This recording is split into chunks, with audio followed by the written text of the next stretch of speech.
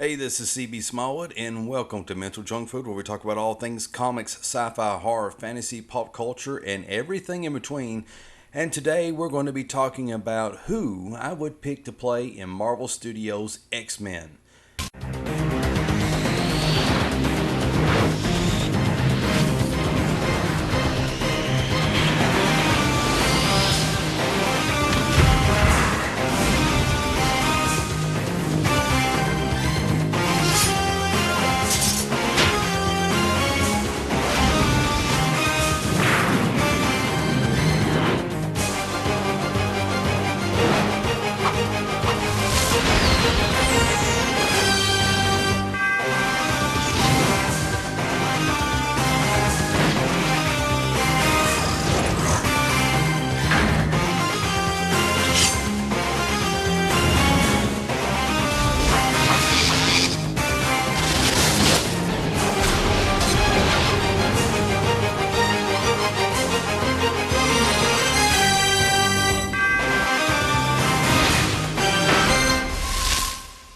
Now, before I do that, I want to first lay down the groundwork of what kind of X-Men and what type of story I want to see on the big screen.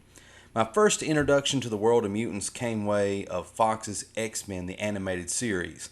Like many kids who watched the show, I was mesmerized and clamored for more. So much, in fact, that it led to me buying everything that Marvel Comics put out that had an X on it.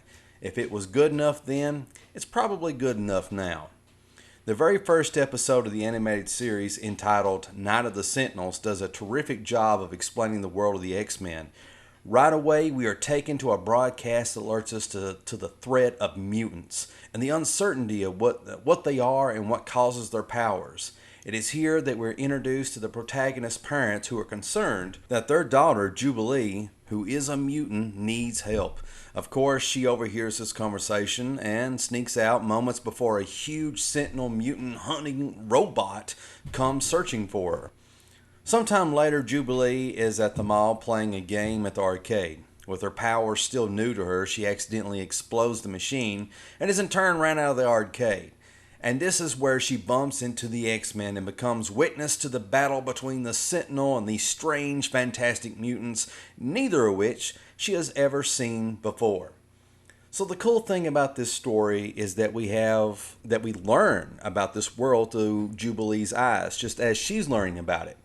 We experience it together. So with that said, that is the movie I essentially wanted to see, a spruced up version of the 90s X-Men based off the X-Men animated series.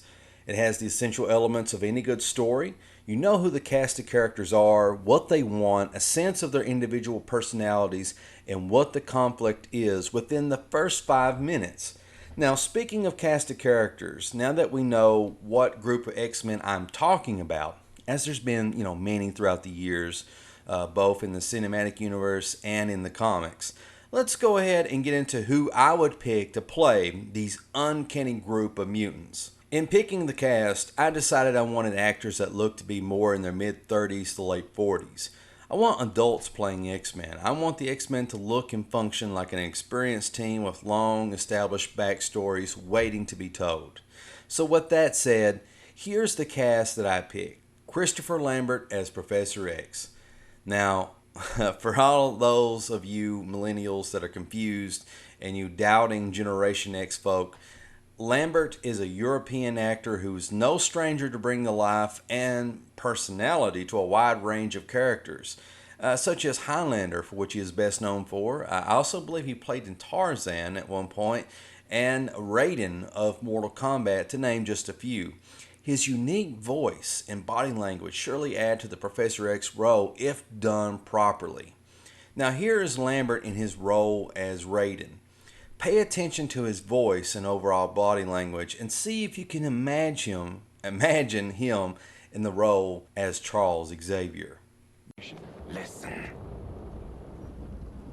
What you're about to face is vastly more important than your ego, your enemy, or your quest for revenge.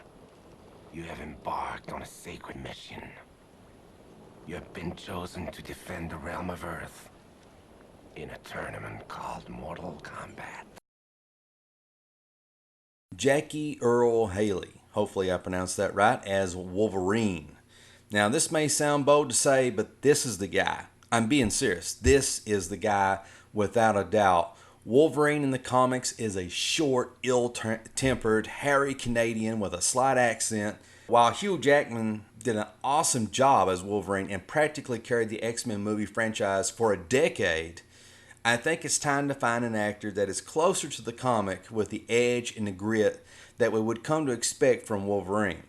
Take a look at this before and after photo I edited. If this isn't Wolverine, then I don't know who is. Granted, I used a pic of him in a suit, but I didn't want to spend all day editing one photo when I had about 10 or 15 more to go. So, for those that need a refresher, Jackie Haley played Rorschach in the Watchmen movie. There we go. Hopefully I'll pronounce things correctly. If you can't see Wolverine in this scene, then there's no hope for you, bub. Hey, you're pretty famous, right? Hey, you know what? I'm pretty famous too. Ain't that right? That's right. That's right. You know, maybe I can give you an autograph, huh? What you say, big boy?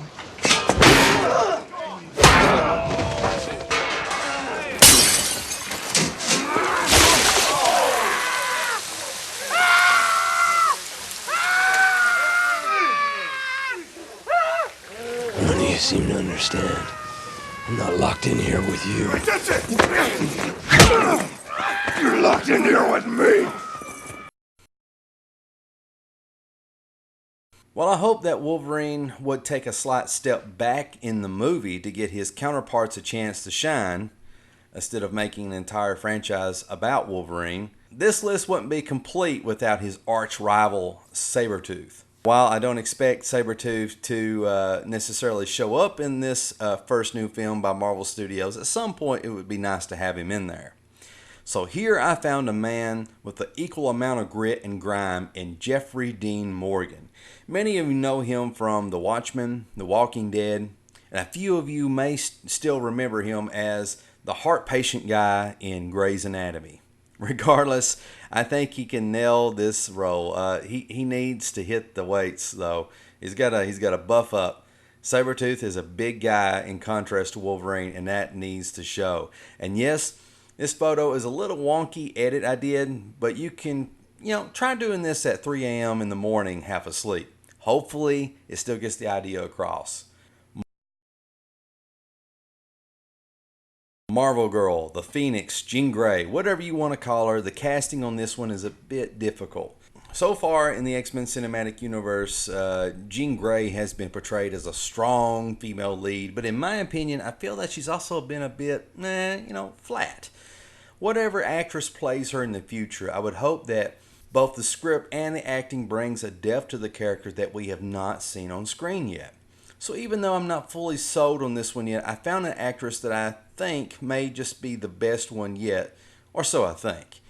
Keira Knightley, mostly known for her roles as in romantic dramas and also in Pirates of the Caribbean.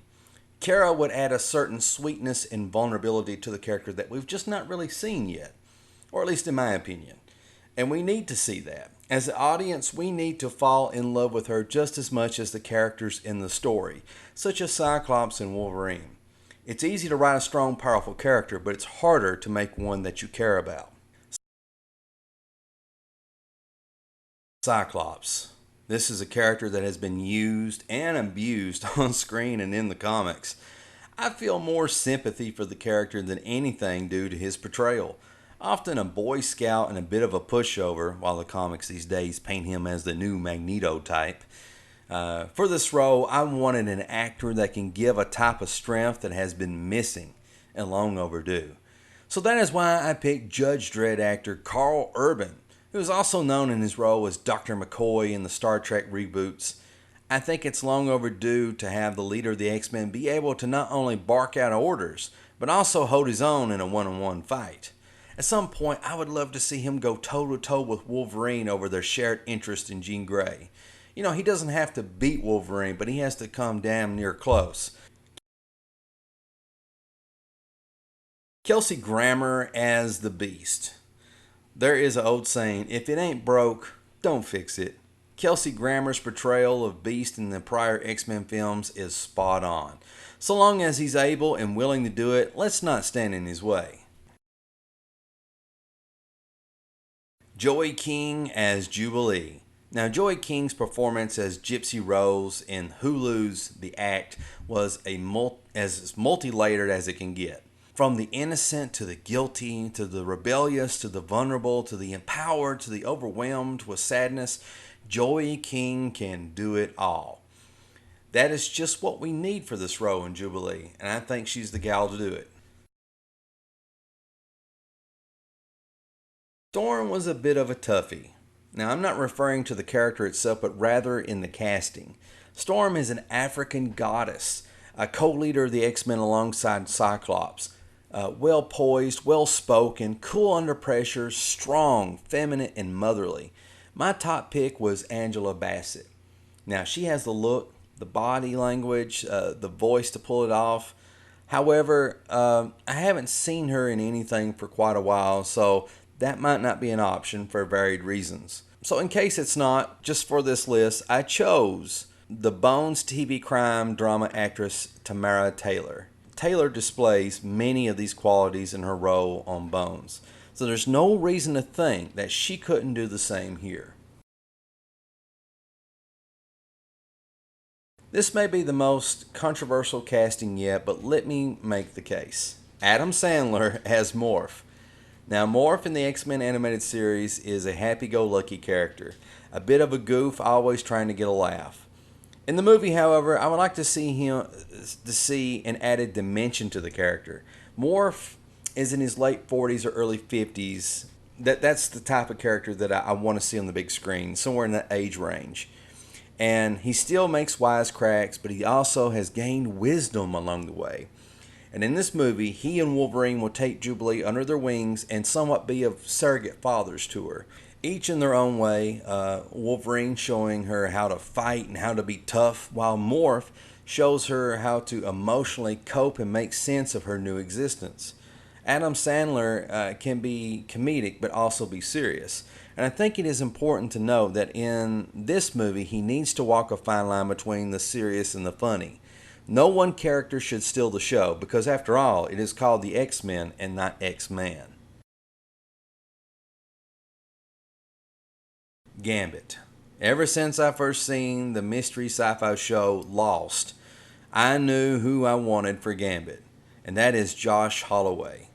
Watch him in Lost and tell me if you don't see Gambit. I dare you. And speaking of Gambit, we have Gambit's love interest Rogue, and this is another no-brainer in terms of casting. AMC's The Walking Dead, Lauren Cohen. It may surprise some, but her wonderful southern accent is courtesy of a well-trained British actress. Other than a few white highlights in her hair, give this lady a script and let her fly. Colossus. Now, Deadpool was the first movie in the cinematic X-Men universe that finally got the character right. So let's keep a good thing going. Get the same voice actor and the animation team, and we are set to go. Last but not least, the mainstay villain of the X-Men universe, Magneto. Even though I do not want Magneto to show up in the first Marvel Studios X-Men movie, I do want him to show up eventually. How could he not?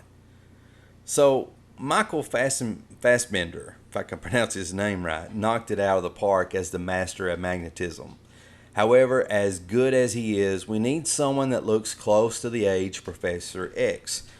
Another controversial pick, but given time, I think it would pay off. James Bond actor Pierce Brosnan. Don't believe me? Fine, but still, you can question choice, but let's take a look at this mock-up I did. Pierce has often portrayed sophistication and strength in many of his roles. There's no reason why he couldn't do great here. Given time, I think it's going to be hard to separate him being seen as the master of magnetism.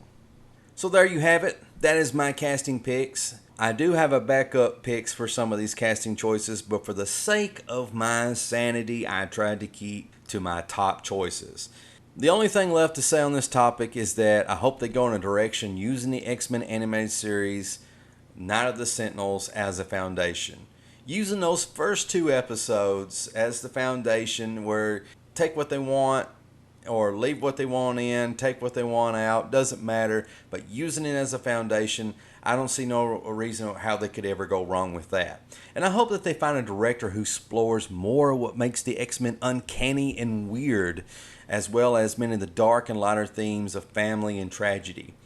My pick, the original Hellboy director, Del Toro. I can't pronounce the first name, so you have to forgive me. Also, let's make sure the Sentinels actually look like Sentinels. What time I'm thinking about it, there's no need to reimagine what already looks awesome. So let's keep the Sentinels looking like Sentinels. So let me know down in the comments section down below what you thought. Do you like my casting picks, or do you have other people in mind? What direction would you go with in a new X-Men movie, and who would direct it? Please like, comment, and subscribe to be kept up to date to all my latest shenanigans and latest videos. As always, this is CB Smallwood, and I will see you in the next video.